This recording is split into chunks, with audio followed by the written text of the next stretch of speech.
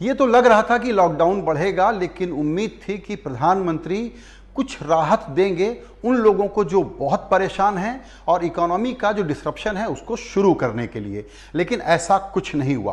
प्रधानमंत्री जी ने जो बातें कही हैं और जो नहीं कही हैं उसका मर्म समझ लीजिए।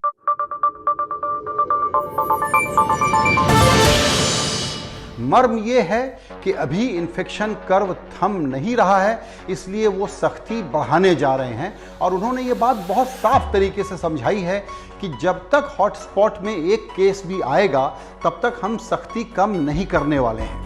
जहां कोई केस नहीं है वहां वो थोड़ी सी राहत देंगे और एक हफ्ते देखेंगे कि उस राहत का पालन हो रहा है कि नहीं, और उसके बाद शायद वो राहत वो वापस ले लेंगे। और ये वो थाना, कस्बा, जिले के लेवल पर मॉनिटर करने जा रहे हैं। जाहिर है कि उन्होंने कहा कि इसमें राज्य सरकार के साथ मिलकर के काम करेंगे, लेकिन हमको ये लगता है कि अब सख्ती और बढ़ने जा रही है, क्योंकि ये जो कर्व है जो पहले 800 नए केसेस की रफ्तार से बढ़ रहा था, अब 1000, 1200, 1300 के लेवल पर पहुंच रहा है। क्योंकि सरकार का असेसमेंट है कि अभी तक का ट्रेंड, जो समय उन्होंने लेने की कोशिश की थी, टाइम बाय करने की कोशिश की थी, उसमें रफ्तार ऐसी नहीं हो गई है, फ्लैट नहीं हो रहा है कर्व, जहां वो कोई रिलीफ दे पाएं in terms of people's movement, migrant workers movement. तो और थोड़ा समय यानी कि 3 मई तक लॉकडाउन का कंटिन्यू रहना उन्होंने साफ कर दिया है। सोशल डिस्टेंसिंग की ज़रूरत, मास्क पहनने की ज़रूरत, हर तरह की एहतियात बरतने की ज़रूरत पर पूरे देश की जनता को कहा है कि आपकी क्या जिम्मेदारी है, आप ये समझ लीजिए और उसका पूरा पालन कीजिए। सरकार को इसका मतलब है कि समय और चाहिए। प्रधानमंत्री ने जो बात कही है दबे स्वर में, उसको भी समझिए। 2 बार उन्होंने कहा कि सीमित संसाधन है सरकार के पास।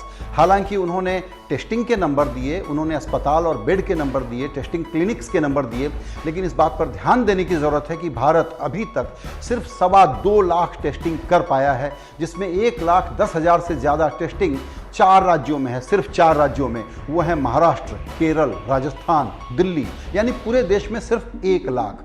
जहां पहले 150 या 200 जिले इन्फेक्टेड थे, अब 350 से ज़्यादा जिले इन्फेक्टेड हो गए हैं। इसलिए हालात अभी कहीं से भी ऐसे नहीं हैं कि कोई रिलीफ दिया जा सके, और प्रधानमंत्री जी ने सख्ती के संकेत लगातार दिए, बार बार दिए। सीमित संसाधनों की कमी का मतलब क्या है? जाहिर है कि जो बात प्रधानमंत्री नहीं कह रहे हैं वो समझने की है कि हमको जिस लेवल पर टेस्टिंग करना है अभी हम उस जगह कहीं नहीं पहुंचे हैं। ICMR से जो आंकड़े आ रहे हैं उसके आधार पर आप ये अनुमान लगा सकते हैं कि अगले 6 हफ्ते 8.5 लाख के आसपास की टेस्टिंग किट है, और जो शिपमेंट्स बाहर से आनी है उसको आने में वक्त लग रहा है। भारत जिस तरीके से मेडिकल सप्लाईज दूसरे देशों को दे रहा है, हमको नहीं मिल पा रही। जो भारत के लिए या किसी दूसरे देशों के लिए डायरेक्टेड सामान है, उसको अमेरिका या कोई दूसरा देश बार्गेन करके उठा करके लेके जा रहा है। इस वक्त ये भी हमारे साथ हो रहा है। और इंटरनेशनल कोऑपरेशन की, जहाँ तक मेडिकल इक्विपमेंट का सवाल है, PPE का और दवाइयों का सवाल है, उसकी एक सीमा है। ये बात सच है, प्रधानमंत्री की बातों में भी दिखा और सारे देश में नजर आ रहा है कि डिस्परेशन बहुत बढ़ रहा है, लोगों को खाने पीने की दिक्कत हो रही है, गरीब और मजदूरों का हाल बुरा है, और उन पर ज़्यादा असर पड़ेगा जब छोटे कारोबार का हाल और बुरा हो जाएगा। अप्रैल के आखिरी महीने के बाद आर्थिक मोर्चे पर बहुत ज़्यादा मुश्किल के दिन आने वाले हैं। ये बात प्रधानमंत्री की भाषण में इसका झलक बिल्कुल साफ मिल रही थी। लेकिन यहाँ पर कोई रिलीफ, कोई प्लान, अगर हम आशा करते थे कि सरकार के मुखिया के तौर पर प्रधानमंत्री ये डिटेल देंगे कि सरकार को क्या करना है, केंद्र के रूप में वो क्या कर रहे हैं, उस प्रोग्राम की कोई डिटेलिंग प्रधानमंत्री जी ने नहीं की है। और ये हम इसलिए समझाना चाहते हैं कि ज़रूरी हिस्सा है कि एश्योरेंस जब प्रधानमंत्री से आता है तो ट्रस्ट बनने का लेवल दूसरा हो जाता है। प्रधानमंत्री की बातों की ध्वनि यह है कि जनता को क्या करना है ये मैं बता रहा हूं, जिसका ज़्यादातर लोग पालन करते हैं। सरकार को क्या करना है इस पर हमेशा एक प्रकार से अंडरस्टेटेड रहते हैं, कम जानकारी मिलती है, ब्रॉड बातें सामने आती हैं। इसीलिए आर्थिक हालात जो बिगड़ने वाले हैं, जो बड़ी चुनौती सामने आने वाली है, उसको लेकर के लोगों में बहुत बेचैनी है। गरीबों को लेकर के, वर्कर्स को लेकर के, मजलूमों को लेकर के बहुत बेचैनी है कि उनके पास खाने पीने तक की तंगी क्यों हो जाएगी जब देश में अनाज के भंडार भरे हुए हैं। प्रधानमंत्री जी ने इस बात पर भी जोर दिया कि कई देशों ने बहुत देर से एक्शन लिया, हमने बहुत जल्दी एक्शन लिया है और उन्होंने बताया कि जब 1 केस था, 100 केस थे, 550 केस थे, तो क्या कदम हमने उठाए। ये बात सही है कि इतना बड़ा, इतना सख्त लॉकडाउन दूसरे देशों में नहीं हुआ है, लेकिन ध्यान दीजिएगा कि जहाँ भी लॉकडाउन हुआ है वहाँ वो 6, 8, 10 हफ्ते तक चला है, इंक्लूडिंग वुहान।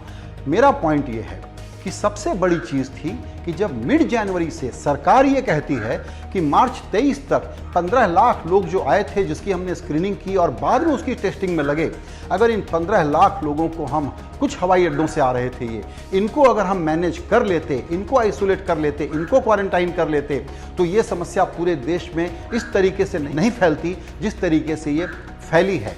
अगर एक्सपर्ट से बात करें तो उनका यही कहना है कि क्या बिना लॉकडाउन के, बिना टेस्टिंग के भारत इसको कंटेन कर सकता था, मिनिमाइज कर सकता था।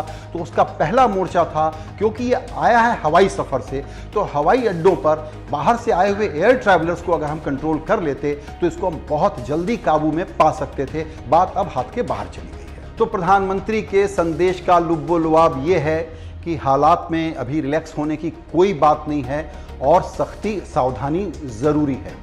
इसका मतलब ये हुआ कि जो ज़रूरी बातें हैं उस पर हमको और जानकारी चाहिए ताकि देश ज़्यादा तरीके से, अच्छे तरीके से रिस्पॉन्ड कर सके। वो है कि टेस्टिंग के बारे में क्या हो रहा है। दूसरा है कि ये आप इकोनॉमिक सर्विसेज जो ज़रूरी हैं उसको कैसे बहाल करेंगे।